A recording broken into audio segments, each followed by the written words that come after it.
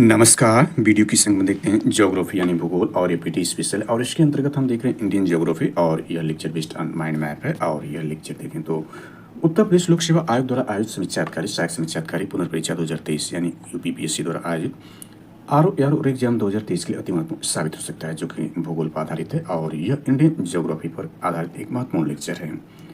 और ये ध्यान दें कि बेस्ड ऑन माइंड मैप पर जो इंडियन हिस्ट्री पर महत्वपूर्ण लेक्चर बना के इस चैनल पर अपलोड कर देंगे। आप चैनल को सब्सक्राइब करके वीडियो को लाइक करके सारे लेक्चर को देख सकते हैं, जो कि वर्ल्ड ज्योग्राफी, इंडियन ज्योग्राफी और ancient Indian history, medial Indian history और मॉडर्न इंडियन हिस्ट्री पर आधारित महत्वपूर्ण लेक्चर इस चैनल पर अपलोड कर दिए गए हैं। और इस चैनल के प्लेलिस्ट में उपलब्ध है। आप चैनल को सब्सक्राइब करके वीडियो को लाइक करके सारे लेक्चर को देख सकते हैं। इसके इंडेक्स का देखें तो इसमें वर्ल्ड ज्योग्राफी के देखें तो महत्वपूर्ण रूप से 11 टॉपिक के सारे टॉपिक पर महत्वपूर्ण लेक्चर बना के चैनल पर अपलोडेड हैं। आप इस चैनल पर जाकर के सर्च करके सारे लेक्चर को देख सकते हैं। इसके बाद देखें इंडियन ज्योग्राफी पर आधारित जो यह देखें तो इसमें भी 10 महत्वपूर्ण टॉपिक हैं। तो इसमें जो महत्वपूर्ण टॉपिक देखें तो in common introduction of Indian geography पर हमने महत्वपूर्ण लेक्चर बना दिया है। भारत की नदियों पर बनाया जा चुका है, झील प्रपात हवाई अड्डे पर बनाया जा चुका है, जल मार्ग बंदरगाह जनगणना को जो सेंसस 2011 की जनगणना को जो इस लेक्चर में शामिल करते हैं, क्योंकि इससे पूर्व की सारी जानकारी जो है या लेक्चर है बना के चैनल पर अपलोडेड है। इस चैनल को सब्सक्राइब करके वीडियो को लाइक करके आप सारे लेक्चर को देख सकते हैं, जो कि इस चैनल के प्लेलिस्ट में भी उपलब्ध करा दिए गए हैं। तो चलिए शुरू करते हैं इंडियन ज्योग्राफी का ये लेक्चर। आज के लेक्चर जो शुरुआत होगी वो 2011 जनगणना संबंधित प्रमुख आंकड़ों को हम देखेंगे। तो इससे पूर्व का जो प्रीवियस लेक्चर था उस पर आधारित जो नोट्स बनाए गए थे, उसके नोट्स का आप यहाँ एक गहन दृष्टि के रूप में पूर्वावलोकन कर लें। तो यह हमने पूर्व के लेक्चर में या प्रीवियस लेक्चर में बताया कि शिशु मृत्यु दर क्या होती है, 10 की वृद्धि क्या होती है, साक्षरता दर किसी कहते हैं, लिटरेसी रेट किसी कहते हैं, शिशु लिंगानुपात 0 से 6 क्या होता है, लिंगानुपात यानी सेक्स रेशियो क्या होता है, जनघनत्व क्या होता है, कुछ प्रमुख परिभाषाएं यानी some important definition of census Indian census पर आधारित था। तो यह महाविभाजक वर्ष 1921 क्यों कहा जाता है, जिसमें ऋणात्मक वृद्धि दर 0 यानी -0.31% थी और किसमें सर्वाधिक 10 की वृद्धि हुई है। औसत वार्षिक वृद्धि देखें 1961 से 71 के दौरान हुई है। ये सारी जानकारी हम देख चुके हैं। और यह भी दी है कि राष्ट्रीय जनसंख्या नीति 2000 ईस्वी के अनुसार 2045 में जनसंख्या स्थिरता प्राप्त करने के लिए लेकिन संशोधित कर 2070 कर दिया गया। यूपीपीएससी 2023 पीटी में पूछा गया महत्वपूर्ण प्रश्न था। इसके बाद ये सारी जानकारी हम देख चुके हैं। और यहाँ पर सेंसस के बारे में जो हिस्ट्री थी उसको भी हमने देखा कि लॉर्ड मेयो के कार्यकाल में अनियमित जनगणना हुई, लेकिन नियमित जनगणना 1881 में लॉर्ड रिपन के कार्यकाल से हुई। लॉर्ड रिपन को जो स्थानीय स्वशासन का जनक माना जाता है और यह जो है उद्धारक की इसको संख्या दी थी फ्लोरेंस नाइटिंगेल ने। इसको हमने विस्तार समझ लिया। ये सारी जानकारी आप देख सकते हैं, कौन जनगणना आयुक्त था, ये सारी जानकारी इसमें दी जा चुकी है पूरे लेक्चर में। इसके बाद यहाँ पर हम देख सकते हैं कि भारत के प्रमुख बड़े बंदरगाह यानी 11, इसमें 13 यानी नवीन जो बनाया गया पोर्ट ब्लेयर को बनाया गया है। बंदरगाह के रूप में 13 बड़े बंदरगाह हैं जो कि ये केंद्र सरकार के अधीन होते हैं, और जो छोटे बंदरगाह 200 प्लस हैं उसमें जो समवर्ती सूची में उसमें संबंधित राज्य सरकार और केंद्र सरकार शामिल होते हैं। और यह सेंसस 2011 के बारे में महत्वपूर्ण रूप से दिया गया है कि यह देखें तो भारतीय संविधान की धारा 246 के तहत किया जाता है संख्याओं की सारी जानकारी। और सेंसस 2011 में जो थे जनगणना आयुक्त डॉक्टर सी चंद्रमौली जी थे, और इसका जो मोटो था आदर्श वाक्य हमारी जनगणना हमारा भविष्य था, और सेंसस और फ्यूचर ये वेरी वेरी इंपॉर्टेंट है। ये यूपीपीएससी के फेवरेट क्वेश्चन में शामिल है, इस पर अक्सर एग्जाम में पूछा जा चुका है। जल मार्ग के अंतर्गत हमने पूर्व के लेक्चर में देखा था कि आंतरिक जल मार्ग में या राष्ट्रीय जल मार्ग में ये आंतरिक जल मार्ग जो 6 महत्वपूर्ण रूप से, इसमें सबसे बड़ा NW1 है जो इलाहाबाद में हल्दिया से यानी इलाहाबाद से हल्दिया यानी इलाहाबाद का मतलब गंगा जी और हल्दिया का मतलब हुबली नदी तक जो है यह 1620 किलोमीटर सबसे लंबा है। और जो सागरी जो मार्ग है उसमें देखें तो यह सागरी ये आंतरिक मार्ग है राष्ट्रीय जल मार्ग में, और ये सागरी मार्ग ये 13 प्रमुख हैं। इस पर विस्तार से चर्चा कर लिया। आप उस लेक्चर में जाकर सारे लेक्चर को देख सकते हैं, यानी इस चैनल पर जाकर। इसके बाद देश के प्रमुख अंतर्राष्ट्रीय हवाई अड्डे देखें तो इसमें 5 महत्वपूर्ण दिखाए गए, लेकिन 20 प्लस महत्वपूर्ण अड्डे हैं वर्तमान में भारत में, तो उसको हमने विस्तार समझने का प्रयास किया है। इसके बाद यहाँ देख सकते हैं भारत के प्रमुख जलप्रपात यानी फॉल्स कौन से, सबसे बड़ा जो फॉल्स देख सकते हैं यह, इसके 3 नाम है। जोग भी पूछा सकता है, गरसोपा भी पूछेगा, महात्मा गांधी जलप्रपात, तीनों एक ही के नाम है और इसकी ऊंचाई देखी जा सकती है।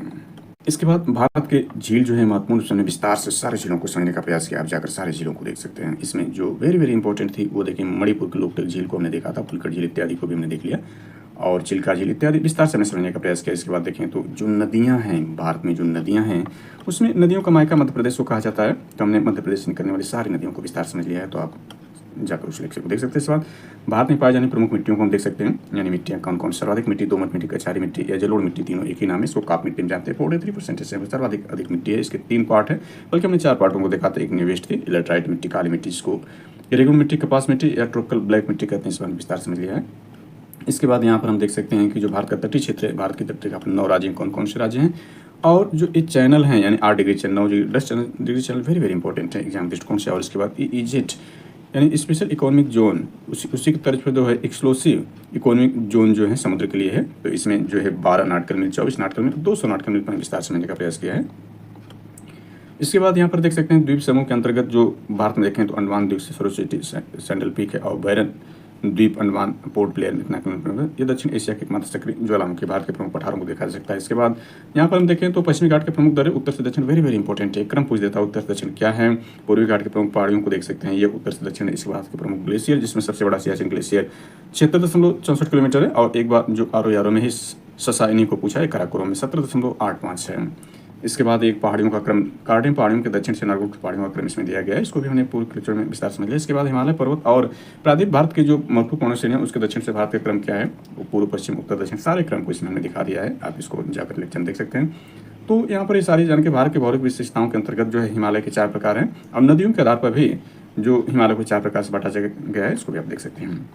इसके बाद ये सारी जानकारी जो इसमें दी गई, यानी भारत का भूगोल in common introduction of Indian geography के ये शुरुआती यहाँ से शुरुआत किया गया, तो ये लेक्चर में शामिल कर लिया गया, इसको आप देख सकते हैं। अब चलिए शुरू करते हैं यहाँ से, यानी 2011 जनगणना के संबंधित प्रमुख आंकड़ों को देख लेते हैं। यानी डाटा, जो मेन डाटा अभी देखें तो जून 2025 में ही भारत सरकार ने जो आज़ादी के बाद की 8वीं जनगणना और ओवरऑल 16वीं जनगणना कराने का जो है अधिसूचना जारी कर दिया है, जो कि 2027 में उसका प्रकाशन किया जाएगा। इस बार जातीय जनगणना भी इसमें शामिल है, हालांकि 2011 के सेंसस में भी जातीय जनगणना कराई गई थी, लेकिन उसका प्रकाशन नहीं किया गया था। तो चलिए देखते हैं यह ओवरऑल 15वीं जनगणना और आज़ादी के बाद की 7वीं जनगणना को देखते हैं 2011 की। और 2021 में नियमता होनी चाहिए थी 10 वर्ष के अंतराल पर, लेकिन कोविड-19 कारण उसको स्थगित कर दिया गया। अब वो 2027 में होगी, यानी 6 साल लेट हो रही है, क्योंकि 21 है तो 27 में प्रकाशन होगा, 6 साल लेट हो जाएगी जनगणना, नियमित जनगणना के क्रम में। तो 2011 ईस्वी की जनगणना के अनुसार भारत की कुल जनसंख्या देखें तो यह थी, यानी 1,91,41,93,422 थी। और वर्तमान देखें यूएनओ के डाटा के हिसाब से वह भारत की जनसंख्या 1,40 करोड़ से ज़्यादा हो चुकी है। यानी चाइना की आबादी भी 1,40 करोड़ है, लेकिन भारत लाखों में चाइना से ज़्यादा जा चुका है अक्टूबर 2024 में ही। क्योंकि चाइना में देखें तो 1 पीपुल यानी 1 कपल, 1 फैमिली 1 पीपुल से संबंधित था।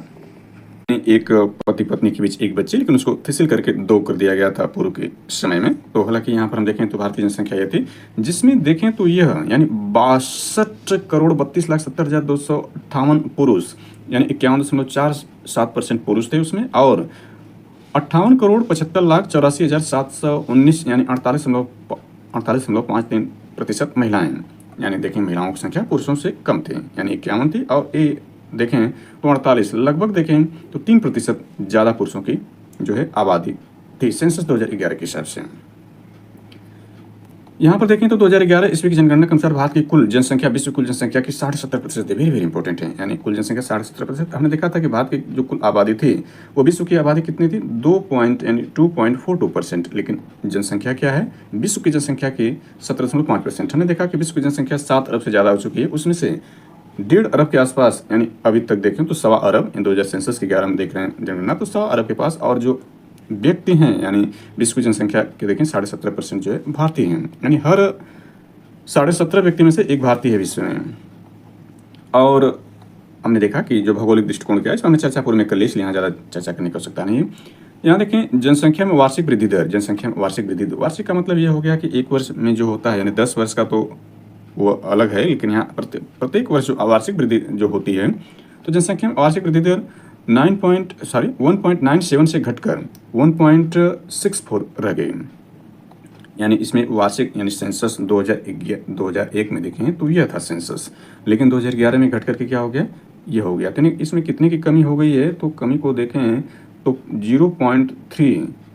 0.33 की जो है कमी हो गई है वार्षिक वृद्धि दर में, जबकि 10 की वृद्धि दर 21.54 से घट करके 17.7 हो गई। नागालैंड की 10 की वृद्धि दर ऋणात्मक रही, ये वेरी वेरी इंपॉर्टेंट है। नागालैंड की 10 की वृद्धि क्या ऋणात्मक हो गई है, यानी कहने का आशय हो कि 2011 में जो था 10 की वृद्धि ये थी, 2001 में ये थी, और 2011 में ये हो गई। यानी कितने की कमी हुई है इसको भी देख लेते हैं। तो यहाँ पर हम घटा सकते हैं, 17.70 करके घटा दें, यहाँ 4 हो जाएगा, यहाँ 15 8 हो जाएगा।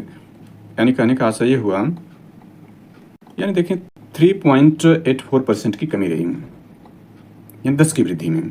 जनसंख्या घनत्व 325 व्यक्ति प्रति वर्ग किलोमीटर से बढ़कर 382 प्रति वर्ग किलोमीटर हो गया। यानी जनसंख्या घनत्व हमने देखा कि 1 किलोमीटर स्क्वायर में रहने वाले व्यक्तियों की संख्या जो थी वह यानी डेंसिटी थी, जनसंख्या घनत्व था। जनसंख्या घनत्व क्या हुआ था, 325 पहले थी, 2001 में 325 से बढ़कर 382 हो गई। यानी कितने की वृद्धि हुई तो इसको भी निकाल सकते हैं। 382 में से 325 घटा देते हैं तो यहाँ हो जाएगा 12/7 और यहाँ बचेगा आपका 7/5 यानी 57 की वृद्धि हो गई।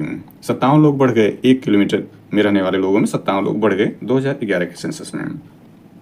लिंगानुपात 933 से बढ़कर 943 हो गया। लिंगानुपात में कितने की वृद्धि हुई, 10 की वृद्धि हो गई। लिंगानुपात को भी हमने समझ लिया था। लिंगानुपात का डेफिनेशन आप देख सकते हैं। लिंगानुपात यहाँ पर है, यानी ये लिंगानुपात आपका रहा कि स्त्रियों की संख्या स्त्रियों की संख्या पुरुषों की संख्या का भाग करके 100 गुणा कर देंगे तो लिंगानुपात में मालूम हो जाएगा। और डेंसिटी को यहाँ देखा जा सकता है। जनसंख्या जो कुल जनसंख्या में कुल क्षेत्रफल का हम भाग कर देंगे तो जनसंख्या घनत्व हो जाएगा। कुल जनसंख्या अभी हमने देखा कि 1.25 अरब थी और भारत का क्षेत्रफल जो 32 लाख से ज़्यादा है, तो हम भाग कर देंगे तो जनसंख्या घनत्व मालूम हो जाएगा। इसके बाद शिशिर लिंगानुपात देखें तो 0 से 6 वर्ष 927 से घटकर 914 हो गया। यानी इसमें देखें 927 से घटकर 14 हो गया का मतलब क्या हो गया, कितने की इसमें कमी हो गई, 13 की कमी हो गई। शिशु लिंगानुपात में 13 की कमी हो गई और जबकि लिंगानुपात में 10 की वृद्धि हुई थी। जनसंख्या में साक्षर लोगों की संख्या यानी जो जनसंख्या है में साक्षर लोगों की संख्या 64.84 से बढ़कर यानी 2001 में ये साक्षरता थी से बढ़कर 73% हो गई। यानी इसमें भी देखें तो 10 के लगभग जो है वृद्धि साक्षरता में हुई। पुरुष साक्षरता 75.26 से बढ़कर 80.9% हो गई, यानी लगभग 5% की इसमें वृद्धि हुई। महिला साक्षरता 53.67 से बढ़कर 64.6% हो गई। इसमें देखें तो लगभग 11 कर सकते हैं, यानी महिला साक्षरता में ज़्यादा वृद्धि। पुरुष साक्षरता में 5 की हुई, लेकिन महिला साक्षरता में पुरुष साक्षरता के दोगुने से अधिक जो है वृद्धि हुई है। ग्रामीण क्षेत्र में न्यूनतम साक्षरता दर वाला राज्य आंध्र प्रदेश 60.4%, यानी ग्रामीण क्षेत्र में न्यूनतम साक्षरता कहाँ पर आ गया, आंध्र प्रदेश में। शहरी क्षेत्र में न्यूनतम साक्षरता वाला राज्य उत्तर प्रदेश रहा, यानी शहरी क्षेत्र में न्यूनतम साक्षरता वाला राज्य कौन रहा, Uttar Pradesh. Very very important है यूपी स्पेशल में, जिसमें 75.1% जो है शहरी क्षेत्र में साक्षरता पाई गई उत्तर प्रदेश में। ग्रामीण क्षेत्र में सर्वाधिक साक्षरता वाला राज्य केरल रहा, 93% जो है ग्रामीण क्षेत्र में साक्षरता पाई गई केरला में। देश में अब तक पूर्ण साक्षर घोषित किए गए एकमात्र राज्य केरल है। यानी अभी देखें जो लेटेस्ट डाटा के हिसाब से 2025 में जून 2025 में जो है मिजोरम जो है वह अब तक पूर्ण साक्षर हो चुका है। हालांकि जब ये 16वीं जनगणना कराई जाएगी आज़ादी के बाद 8वीं, तब वहाँ पर स्पष्ट रूप से डाटा आएगा कि कौन पूर्ण साक्षर है, क्योंकि 95% से ज़्यादा जिसके साक्षरता उसको पूर्ण साक्षर घोषित कर दिया जाता है। तो इस हिसाब से मिजोरम पूर्ण साक्षर हो चुका है वर्तमान में। इसके बाद देखें जनगणना 2011 ईस्वी के अनुसार, जनगणना 2011 ईस्वी के अनुसार देश में अनुसूचित जाति यानी एससी जो अनुसूचित जाति है के व्यक्तियों की कुल संख्या 20.14 करोड़ है, जो देश की कुल जनसंख्या में 16.6% है। 2011 में यह 16.2% थे, यानी 0.4% की वृद्धि हो गई। अनुसूचित जाति यानी एससी शेड्यूल कास्ट की जनसंख्या जो है 20.14 करोड़ थी और देश की कुल आबादी में कितना 16.6% है, और 2001 में क्या थी 16.2% थे। 2011 ईस्वी में अनुसूचित जनजातियों यानी एसटी शेड्यूल ट्राइब में लिंगानुपात 945, अनुसूचित जाति बल्कि ये एससी है, यानी शेड्यूल कास्ट में लिंगानुपात 945, यानी ओवरऑल लिंगानुपात से ज़्यादा है, क्योंकि देखें यहाँ पर लिंगानुपात हमने देखा कि लिंगानुपात 943 हो गया, इससे 2 ज़्यादा जो है एससी में लिंगानुपात है, यानी 45 है लिंगानुपात। 2001 से 2011 ईस्वी के दौरान देश में अनुसूचित जाति यानी एससी जो है कि 10 की वृद्धि 20.8% रही, यानी एससी की 10 की वृद्धि क्या रही, ज़्यादा रही, क्योंकि देखें यहाँ 10 की वृद्धि इसमें कम रही है, 17.7% रही ओवरऑल सभी के लिए। 2011 ईस्वी की जनगणना के अनुसार देश में अनुसूचित जनजाति यानी एसटी शेड्यूल ट्राइब के व्यक्तियों की कुल संख्या 10.43 करोड़, यानी एससी की आधी कह सकते हैं, क्योंकि एससी की जो जनसंख्या देखी थी, एससी की जनसंख्या क्या है 20.14 करोड़ है, और एसटी की देखें तो 10.43 करोड़ है, जो देश की कुल जनसंख्या का 8.6% है, यानी 16% थी 8% थी, यानी जो एससी है वो जस्ट देखें तो एसटी की दुगनी है। 2001 में 8.2% थी, यानी इसमें भी वृद्धि हुई, 0.4 की वृद्धि इसमें भी हुई है, 0.4 की भी इसमें वृद्धि थी। देखें तो यहाँ पे भी 0.4 की वृद्धि थी, 0.4 की वृद्धि थी, और यहाँ पर भी देखें 0.4 की वृद्धि हुई है। आगे इसमें देखते हैं तो लिंगानुपात देखें यानी सेक्स रेशियो 2011 से अनुसूचित जनजातियों यानी एसटी शेड्यूल ट्राइब का लिंगानुपात देखें तो 990, यानी सर्वाधिक देखें तो यही है, यानी कॉमन रूप से सभी लोगों का यदि देखें तो कितना हुआ था, यह 10 की वृद्धि हुई थी, यानी 933 से 943 हो गई थी, इसमें 10 की वृद्धि हुई थी। जबकि एससी में लिंगानुपात हमने देखा था कि इसमें 2 की वृद्धि हो गई थी, यानी इसमें जो है ओवरऑल से 2 की वृद्धि जो 43 से 2, और इसमें देखें तो 7 की वृद्धि ओवरऑल से जो है 7 की वृद्धि दर्शाई गई लिंगानुपात एसटी में। और जबकि एससी से देखें तो 5 की वृद्धि जो है एससी की ज़्यादा है, यानी एससी की जो थी वो 945 थी और एसटी की 990 है। यानी एसटी का लिंगानुपात बेहतर अपेक्षा सभी लोगों से और एससी से भी। आगे देखें तो 2001 से 2011 ईस्वी के दौरान देश में अनुसूचित जनजातियों यानी एसटी की 10 की वृद्धि 23.7%, यानी 10 की वृद्धि ओवरऑल सबसे ज़्यादा है, यानी एससी से भी ज़्यादा है और कॉमन रूप से सभी से भी ज़्यादा 10 की वृद्धि यहाँ पर है। जनगणना 2011 के अनुसार देश की कुल जनसंख्या में नगरीय जनसंख्या वेरी वेरी इंपॉर्टेंट है कि नगरीय जनसंख्या का 31.2% है, जबकि ग्रामीण जनसंख्या 68.8% है। अक्सर एग्जाम पूछ देता है, इसलिए वेरी वेरी इंपॉर्टेंट है। यानी इसमें से एक याद रहेगा, दूसरा हम निकाल सकते हैं, क्योंकि देखिए यदि हमें नगरीय जनसंख्या मालूम हो तो 100.0 करके 31.2 हम घटा देंगे तो यहाँ 8 बचेगा और यहाँ 9 8 और यहाँ बचेगा आपका 9 6 68 ग्रामीण या रूरल जो है पॉपुलेशन हो जाएगी। यानी नगरीय जनसंख्या अर्बन पॉपुलेशन 31.2% और रूरल पॉपुलेशन देखें 68.8%। उल्लेखनीय कि 2001 में नगरीय जनसंख्या 27.8% थी। 27.8 का मतलब ये हुआ कि 0.2 कर देंगे तो 28 हो जाएगा और 28 3 31 यानी 3.4 की वृद्धि हुई है। यानी नगरीय जनसंख्या 27.8 से बढ़कर 31.2 हो गई, यानी कितने की वृद्धि हुई है 3.4% की नगरीय जनसंख्या वृद्धि हुई है। और उसी रेशियो में देखें तो यहाँ ग्रामीण जनसंख्या जो थी वो 72.2 से घट करके, क्योंकि एक बढ़ेगा तो एक घट जाएगा और इसमें कमी हुई है। कितनी कमी हुई है 72.2 में से 68.8 घटा देते हैं तो यहाँ 12.4 हो जाएगा और यहाँ 11.3 हो जाएगा। 3.4 याद रखना है, 3.4 की ही कमी इसमें भी हो रही है, क्योंकि जितने की वृद्धि होगी उतनी की ही कमी होगी, इसलिए ये कॉमन बात है कि ग्रामीण जनसंख्या में 3.4% की कमी हुई है, यानी 72.2 से घट करके 68.8 हो गई है। राज्यों में सिक्किम की जनसंख्या सबसे कम है, राज्यों में सिक्किम की जनसंख्या सबसे कम, इसकी जनसंख्या में कम जनसंख्या वाले यानी इसकी जनसंख्या से कम जनसंख्या वाले 4 केंद्र शासित प्रदेश हैं। याद रखना है कि भारत में जो 28 राज्य हैं और 8 केंद्र शासित प्रदेश हैं, तो इन राज्यों में सबसे कम जनसंख्या जो सिक्किम की है। और राज्यों में देखें सबसे छोटा क्षेत्रफल जो है वो गोवा का है और राज्यों में सबसे बड़ा क्षेत्रफल राजस्थान का है, राज्यों में सबसे ज़्यादा जनसंख्या उत्तर प्रदेश की है। तो याद रखना है सिक्किम से भी कम जनसंख्या जो है वे 4 केंद्र शासित प्रदेश हैं, यानी 4 केंद्र शासित 8 में से 4 केंद्र शासित प्रदेश ऐसे हैं जिसकी जनसंख्या सिक्किम से भी कम है, जैसे अंडमान निकोबार द्वीप समूह, अंडमान और निकोबार की जो जनसंख्या वो सिक्किम से भी कम है। दादरा नगर हवेली व दमन दीव जो कि संयुक्त रूप से एक यूनियन टेरिटरी बना दिए गए हैं 2024 में, तो इनकी भी जनसंख्या सिक्किम से कम है।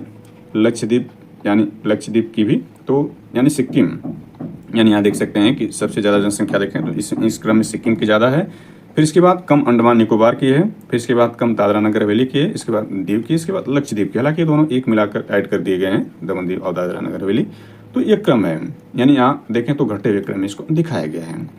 इसके बाद जनसंख्या देख लेते हैं। सेंसस भारत के सर्वाधिक जनसंख्या वाले 5 राज्य घटते क्रम में देखें तो सर्वाधिक जनसंख्या जो उत्तर प्रदेश की है। हमने देखा कि जो भारत का सेंसस है, यानी जो भारत की आबादी है, विश्व की आबादी की 17.5%, यानी विश्व की आबादी जो है 7 अरब से ज़्यादा, तो उसमें हर 17.5वां व्यक्ति जो भारतीय है।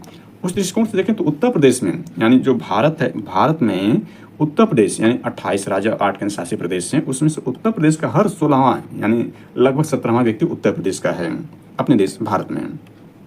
तो जनसंख्या के हिसाब से उत्तर प्रदेश सबसे बड़ा है और क्षेत्रफल के हिसाब से उत्तर प्रदेश चौथे स्थान पर है। दूसरे स्थान पर महाराष्ट्र है, जनसंख्या में दूसरे स्थान पर महाराष्ट्र है और क्षेत्रफल में तीसरे स्थान पर है। याद रखना, अक्सर एग्जाम पूछ देता है कि कौन सा राज्य जनसंख्या में दूसरे स्थान पर, क्षेत्रफल में तीसरे स्थान पर, तो महाराष्ट्र है। बिहार जो है देखें तो यह जनसंख्या में तीसरे स्थान पर है और इसका परसेंटेज देख सकते हैं। इसके बाद पश्चिम बंगाल देखें, यानी चौथे स्थान पर वेस्ट बंगाल और इसका जो प्रतिशत है भारत की जनसंख्या में वह 7.54% है। इसके बाद 5वां जो जनसंख्या में सबसे बड़ा जो उस दौरान था, हालांकि वर्तमान में यह नहीं है क्योंकि 2 जून 2014 से आंध्र प्रदेश का विभाजन कर दिया गया, सेंसस 2011 है, तो उसको जो है तेलंगाना, यानी 2 जून 2014 से इसका आंध्र प्रदेश का पुनर्गठन करके इसको जो है तेलंगाना राज्य से अलग कर दिया गया। तो उसकी क्षेत्रफल में चौथे स्थान पर था उस दौरान, जो कि विभाजन के बाद चौथे स्थान पर जो है उत्तर प्रदेश आ गया है, जो कि देखें तो पॉपुलेशन पहले स्थान पर है। और आंध्र प्रदेश जो है ये उस दौरान 5वें स्थान पर था, वह सेंसस 2011 के हिसाब से।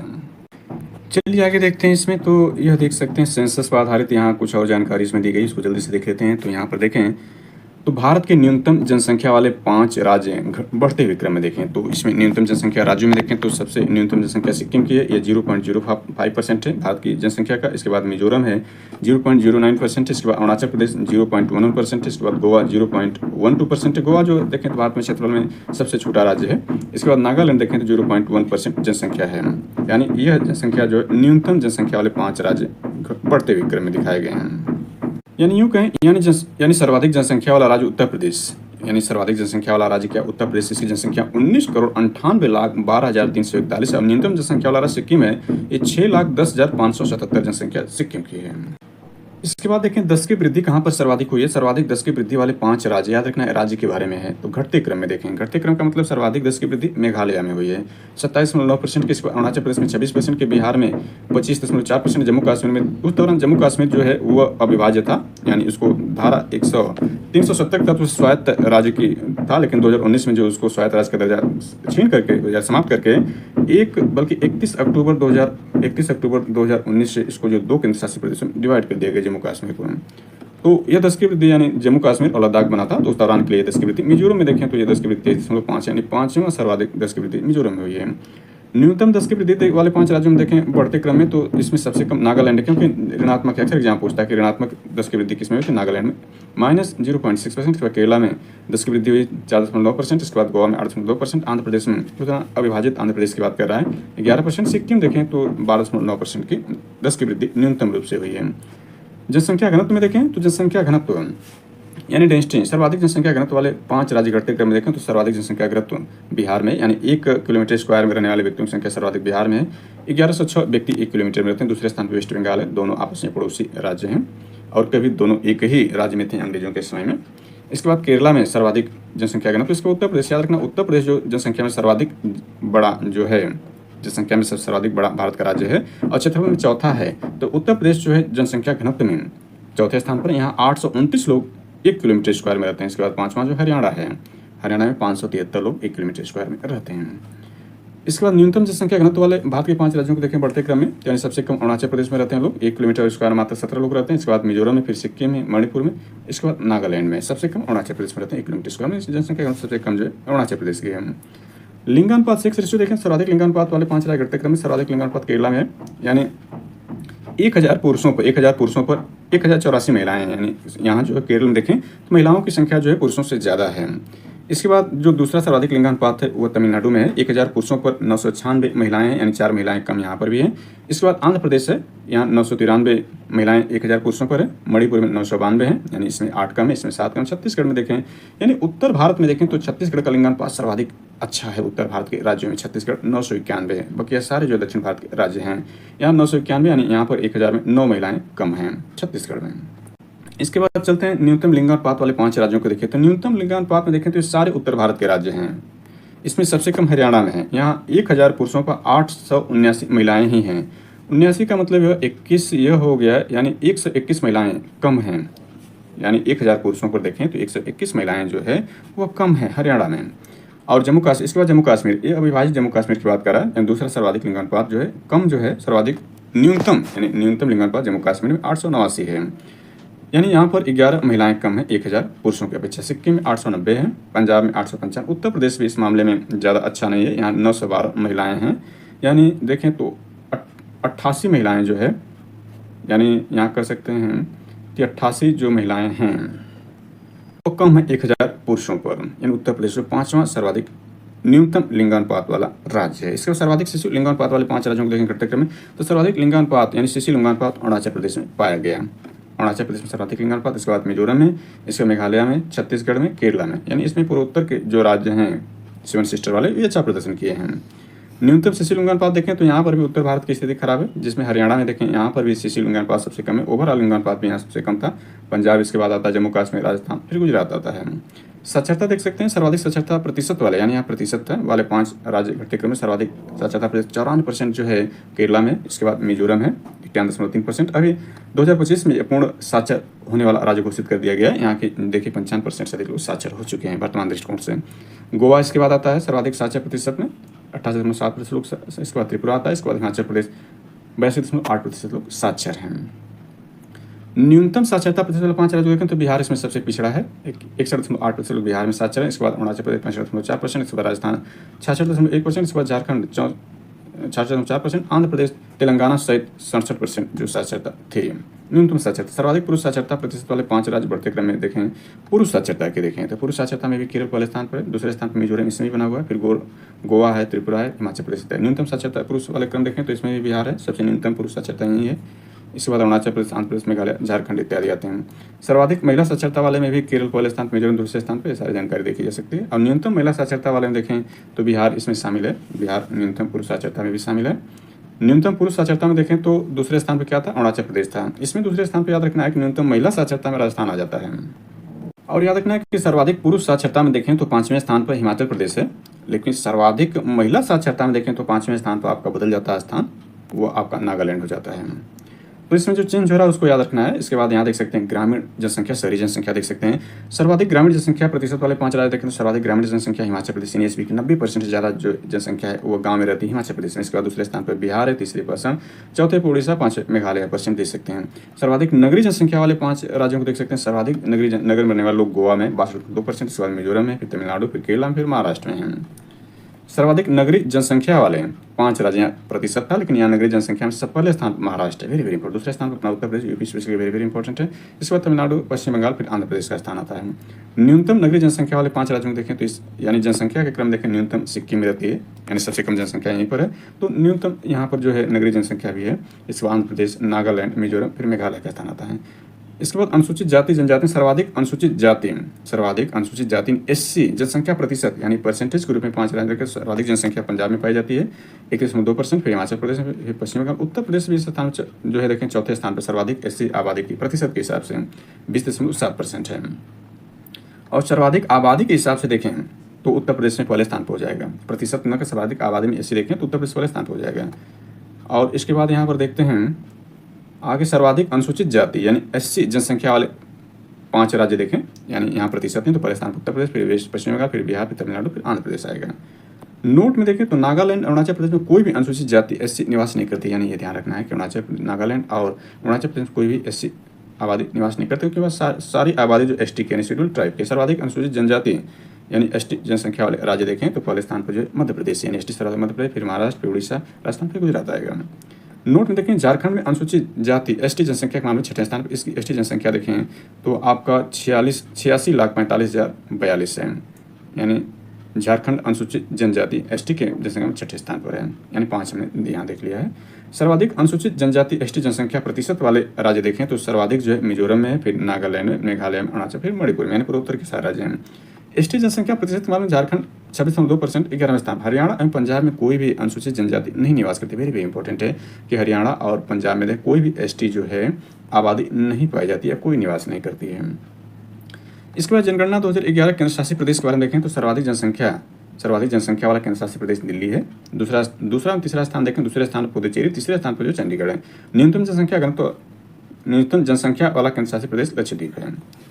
सर्वाधिक 10 की वृद्धि वाले केंद्र शासित प्रदेश में दादरा नगर हवेली 55.9%, दूसरा स्थान जो दमन द्वीप का है, और तीसरा स्थान पुदुचेरी का। न्यूनतम 10 की वृद्धि केंद्र शासित प्रदेश लक्षद्वीप का है 3.6%। सर्वाधिक जनघनत्व वाले केंद्र शासित प्रदेश दिल्ली है, यहाँ देखें 11,320 है, यानी राज्यों में सर्वाधिक बिहार था, उससे भी ज़्यादा जो देखें यानी 1,102 था, और उससे देखें तो 10 गुना जो है जनघनत्व दिल्ली का है। वही न्यूनतम जनघनत्व वाले केंद्र शासित अंडमान निकोबार यहाँ 46 है। जनघनत्व में दूसरा स्थान चंडीगढ़ का, ये भी जो है राज्यों में सर्वाधिक, यानी 5 जो केंद्र शासित प्रदेश हैं 8 में से 5 वे राज्यों की जनसंख्या घनत्व से ज़्यादा है, जनसंख्या घनत्व रहते हैं। सर्वाधिक लिंगानुपात वाले केंद्र शासित प्रदेश में पुदुचेरी है 1037 है, यह केरला से कुछ कम है, केरला में 1084 थी। वो न्यूनतम लिंगानुपात वाले केंद्र शासित प्रदेश दमन दीव है, ये हरियाणा से भी कम है, याद रखना है हरियाणा से, क्योंकि 878 के आसपास जो हरियाणा था। इन राज्यों में देख सकते हैं न्यूनतम लिंगानुपात, यानी न्यूनतम लिंगानुपात को देखें, लिंगानुपात में न्यूनतम लिंगानुपात 879 है, और जो केंद्र शासित प्रदेशों में हमने देखा तो न्यूनतम लिंगानुपात यहाँ देखें तो दमन द्वीप का है 879 से काफ़ी कम जो है दमन और दीव की है 879, यानी देखें 1000 पुरुषों पर जो है 79 का मतलब ये हो गया 21 महिलाएं कम थी, और यहाँ तो 618 है। 18 का मतलब आप यानी इसमें 82 जोड़ देंगे तो 700 हो जाएगा। 382 महिलाएं कम 1000 पुरुषों में। दमनदीप सेंसस 2011। दूसरा लिंगानुपात सबसे कम जो 947 आता है वह लक्षद्वीप का है। सर्वाधिक शिशु यानी 0 से 6 लिंगानुपात वाला केंद्र शासित प्रदेश अंडमान निकोबार देश में 968 है। न्यूनतम शिशु लिंगानुपात वाला केंद्र शासित दिल्ली, यहाँ देखें तो यह है 871 है। पॉइंट में लिख दिया है लेकिन पॉइंट नहीं रहेगा, 871 है। शिशु लिंगानुपात दूसरे स्थान पुडुचेरी 967 है। सर्वाधिक साक्षरता वाला केंद्र शासित प्रदेश देखें लक्षद्वीप 91.8% है। न्यूनतम साक्षरता प्रतिशत वाला केंद्र शासित प्रदेश दादरा नगर हवेली यहाँ 76.2% है। साक्षरता प्रतिशत दूसरा स्थान दमन और दीव को 27.1% है। सर्वाधिक पुरुष साक्षरता वाला केंद्र शासित प्रदेश लक्षद्वीप 95.6% है। न्यूनतम साक्षरता वाला केंद्र शासित प्रदेश न्यूनतम पुरुष साक्षरता वाला केंद्र शासित प्रदेश दादरा नगर 50.2% पुरुष यहाँ साक्षर हैं। सर्वाधिक महिला साक्षरता वाले केंद्र शासित प्रदेश में देखें तो लक्षद्वीप 87.9% और न्यूनतम महिला साक्षरता वाले केंद्र शासित प्रदेश दादरा नगर 64.3% महिलाएं यहाँ साक्षर हैं। केंद्र शासित प्रदेश सर्वाधिक नगरीय जनसंख्या यानी केंद्र शासित प्रदेश सर्वाधिक नगरीय जनसंख्या एवं नगरीय जनसंख्या प्रतिशत दिल्ली का है और न्यूनतम नगरीय जनसंख्या प्रतिशत अंडमान निकोबार द्वीप समूह का है। जनसंख्या की दृष्टि से सबसे छोटा केंद्र शासित प्रदेश लक्षद्वीप है, यानी यहाँ देखें ये पॉइंट कर दिया लेकिन 64,473 यहाँ जनसंख्या रहती है लक्षद्वीप में। सर्वाधिक SC जनसंख्या प्रतिशत वाला केंद्र शासित प्रदेश चंडीगढ़ यहाँ 18.9% है, जबकि दिल्ली सर्वाधिक देखें SC जनसंख्या वाला यानी 28.12 लाख केंद्र शासित यानी जो SC आबादी दिल्ली में रहती है। नोट लक्षद्वीप अंडमान निकोबार द्वीप में कोई भी अनुसूचित जाति SC निवास नहीं करती। याद रखना कि SC कहाँ नहीं पाई जाती है केंद्र शासित प्रदेशों में, तो लक्षद्वीप अंडमान में नहीं पाई जाती है। सर्वाधिक SC जनसंख्या प्रतिशत वाला केंद्र शासित प्रदेश लक्षद्वीप 94.8%। वहीं सर्वाधिक ST जनसंख्या वाला केंद्र शासित प्रदेश दादरा नगर हवेली यहाँ 1,78,564 ST आबादी पाई जाती है। नोट दिल्ली चंडीगढ़ पुडुचेरी में कोई भी अनुसूचित जनजाति ST निवास नहीं करती है। दिल्ली चंडीगढ़ पुडुचेरी जो केंद्र शासित प्रदेश है यहाँ कोई भी ST जो निवास या अनुसूचित जनजाति नहीं पाई जाती है। इसके बाद भारत की प्रमुख बहुउद्देशीय नदी घाटी योजनाएं देखेंगे, तो ये अगले लेक्चर में शामिल किया जाएगा। Thanks for watching this.